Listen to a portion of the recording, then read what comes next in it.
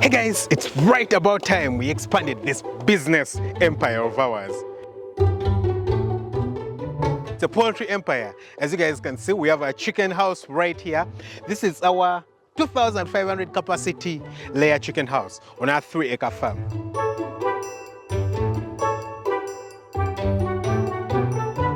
And as you can see right beside me right here, we have the poles ready. And right now, we're going to start building our chicken house. Now, as you might know, there's a flock I've been brooding, and that flock currently is about 11 weeks old. We just finished vaccinating it against fall typhoid. And so we have about 3 weeks to get this chicken house ready. I know we can get it done, maximum 1 month. But if it's 11 weeks, that means 15, 16 weeks. That's still good enough, because at that point we can move the birds into this chicken house, have them ready to start laying. So this is the location where we're going to be building our chicken house. It's right next to the first chicken house. This is the sick bay of the chicken house where we isolate the weaker birds, as you can see. So it has a foot deep if I needed to move in. And here we have some of the weaker birds. You can see them inside. It's just open up, you know. You can see some of the weaker birds inside here. So once we identify a few weak birds, we'll place them inside here. So this is our sick bay. And we have a bit more this side. Yeah, these are the broody birds. The birds that go broody, we place them this side.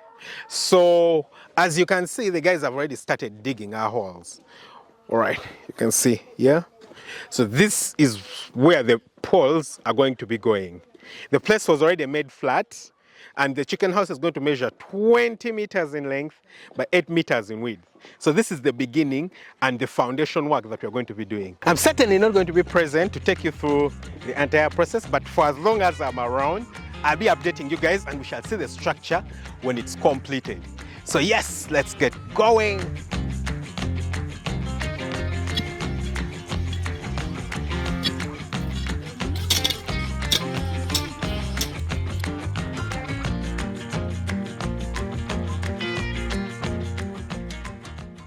Yo guys, take a look at this chicken house. See how far we've come.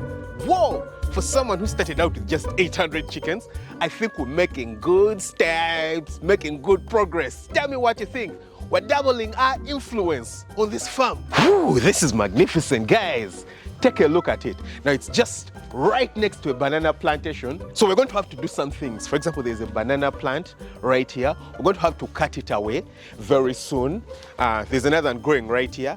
But these ones that are a little bit further away, I think we're going to keep.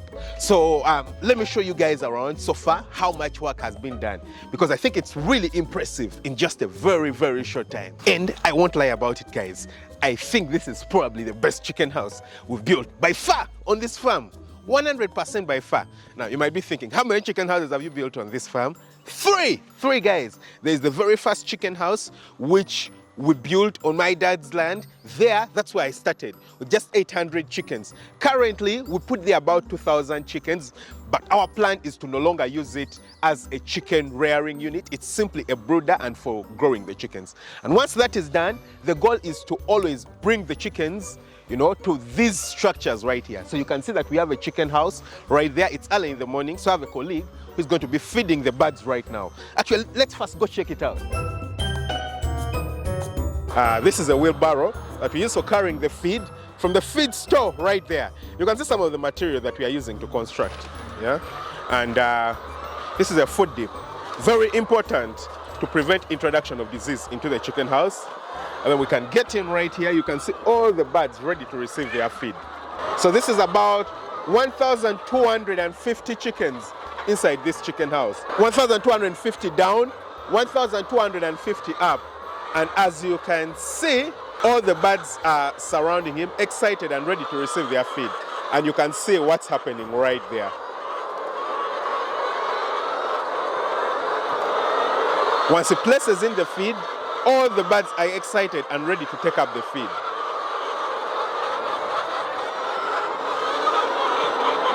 Okay?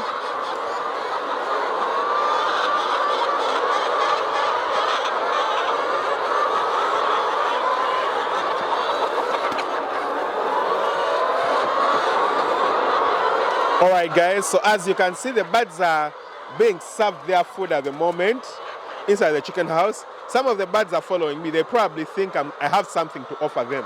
Hey guys, I have nothing to offer you. All the food is that side. Come on, turn away, get back. And we already have some birds having already laid some eggs. You know, you'll occasionally find eggs like this, you know, misplaced. We have laying boxes, as you can see. You can see that there is chickens inside there laying eggs. Woo, the chickens are laying eggs.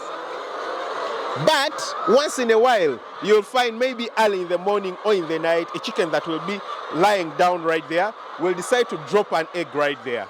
But as you can see inside the boxes, we have more chickens laying eggs. And you can certainly still see more chickens following me. See all those. He's right there serving the feed. And here we go with chickens following me. They think I have something really nice to offer them. Guys, I only have a camera to grab you and show you to my lovely audience. This is what usually happens in the morning. Again, we'll get closer. You can see the birds receiving their feed. This is a laying box that was made wrongly. As you can see at the top of it, it's not slanted, it's almost flat at the top. And so the birds get to roost there. And when the birds roost there, they drop their droppings there. You don't want that to happen. I'll show you a properly made laying box, you know, not so far away from it. This is a properly made laying box. As you can see, it's properly slanted on the side. It has a tight tilt. It's very difficult for birds to roast at the top. And as you can see, it's not as dirty. So you don't have a lot of birds that can actually roast on top of here. Unlike that one, you can see that there's already birds roasting on top. You can see the properly made ones. They don't have any birds on them. You can see a chicken just jump in. Anyway, let's get out and I'll take you guys around the structure that we are constructing. Here you can see all the poles that we had right here. You guys do remember, this place was full of poles, yeah? Full of poles. All of them have been used to construct the chicken house. Let's go right there and I'll show you some of the unique things and why I actually love this chicken house. First thing that you'll actually notice is that the place is properly leveled, yeah? So what we did is that we leveled this place maybe a month or so before we actually did the construction. Now that we didn't do intentionally. It's because I was a little bit limited on funds at that time. So we leveled, but then I gave it time as I gather money in order to enable us to start the construction. But it actually turned out to be a blessing in disguise, because once we leveled, what we did is that we cut a lot of the soil from the top, right this side, and took it to the bottom. And what that helped is that during that time, the soil was being compacted at the lower bottom. You know, when people would pass, when it would rain, you know, it has been a very serious rainy season recently, the soil would all get compacted. And that helped with the leveling process. It was quite easy for us to understand that the place is actually leveled or it's not leveled. You know, if I had done it earlier, like I had planned before, and just leveled and then started the construction, when you put the marram on the other side, you know, the soil that you pick from this side, it looks level. But with time, as you're working, it gets compressed, and before you know it, there is a slant. But because we saw that earlier, it was quite easy for us to correct. One thing that I noticed from my previous chicken house, or the very first chicken house that I built, it wasn't leveled, and it has given us a very hard time. Of course, with time, we've done particular things to ensure that it's actually leveled and looking nice.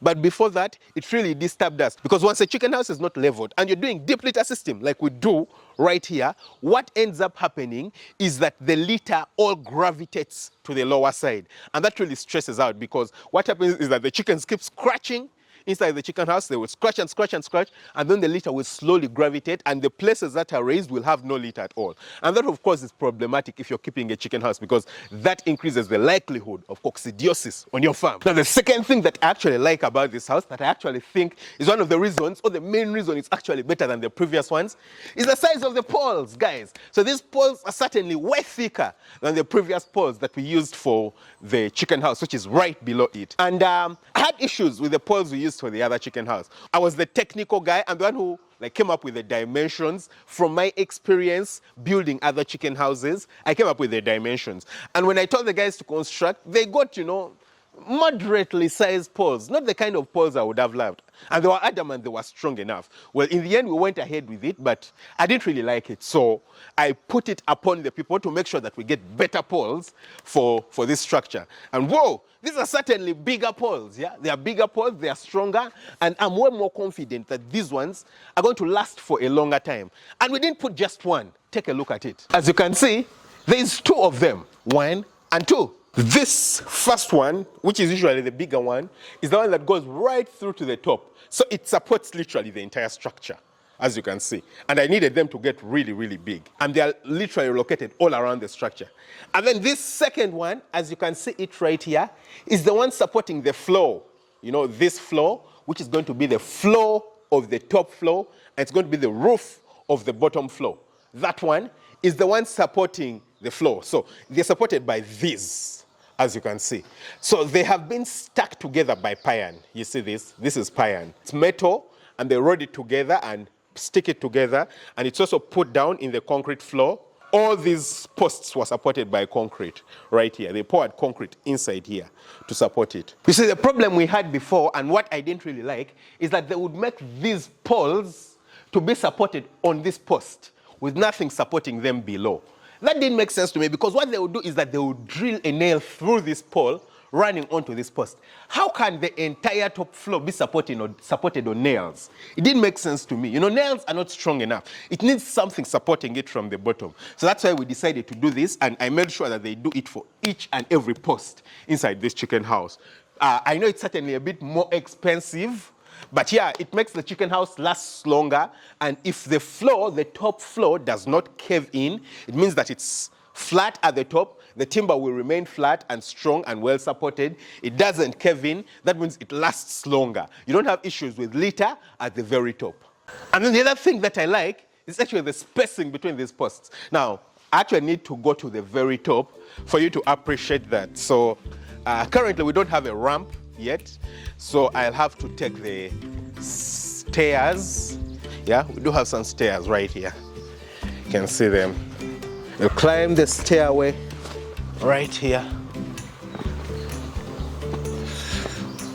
Okay. And now we are at the top. It's not the very best surface, so I'll try to be careful so that I don't drop down. But you can see the spacing in between here. First of all, not only the spacing, but the size of the, you know, the poles that was used. I don't think this is timber yet, yeah? This is poles. This is eucalyptus. You know, eucalyptus, it's a type of tree. I think it's a modern tree. It was brought here by the white man. I don't think it's indigenous of Uganda. Or it was brought from maybe some other parts of Africa. I'm not sure. I'll look it up. We use it a lot over here for construction. As you can see, the entire chicken structure has been simply constructed from eucalyptus. I don't like this. I don't like the fact that they didn't peel this one. You know, they peeled almost all of them, but this one in particular hasn't been peeled. And this is a potential root cause for trouble. You know, if you haven't peeled it, you can have insects hide in the back. You can see this back. There's space inside here.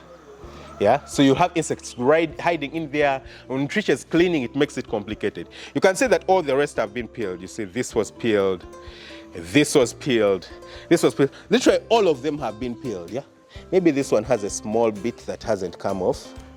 Just a small bit. You see this small strip, but the entirety of it has been peeled. Yeah, all these have been peeled. So I'm going to make sure that they peel this, because I don't want these loopholes on the chicken house. But if you can see the size of the eucalyptus poles, it's big and strong enough to ensure that it doesn't cave in. You know, it's not weak. Second of all, the spacing, it's not too big, it's not too small.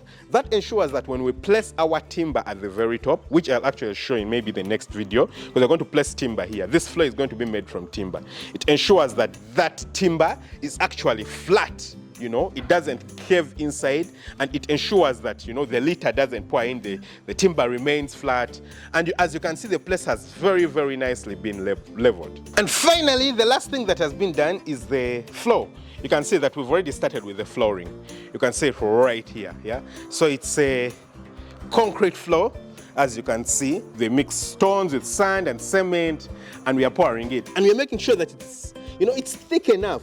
Probably not too thick, but not too thin, yeah? We just need to make sure it's thick and strong enough for the chickens not to scratch and reach the soil, and to just make sure it's strong enough to protect us from diseases.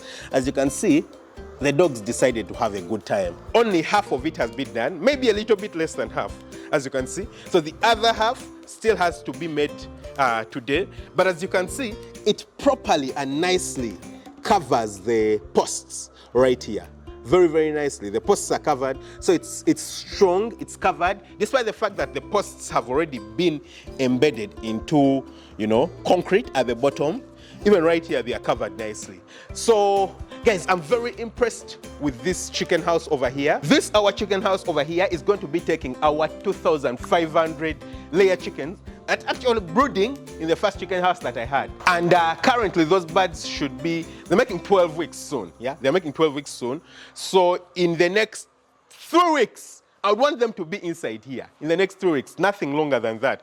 Because by the time they are 15 weeks or so, I want them to be ready to lay eggs. And you know, the movement, I don't want to start moving them when they have started to lay eggs. So moving them when they have started to lay eggs will cause stress to them. So I want to move them in here quite earlier. So the main work that's going to be left, which I'm actually going to be showing you guys because I believe I'm going to be present, is that we're going to be pouring the concrete inside this chicken house to make sure that it's leveled and flat and nice for the rest of the house. We're going to be putting timber right here.